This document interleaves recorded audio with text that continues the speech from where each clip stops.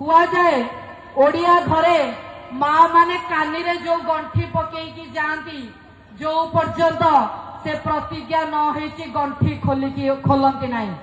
आज आपण मो सहित एटी गंठी पकातु जो पर्यंत सत्यवादी माटी रे लोक विरोधी विधायक न जाइछंती जो पर्यंत नवीन बाबू मुख्यमंत्री हेई नाती से पर्यंत कानी रे गंठी पड़िला।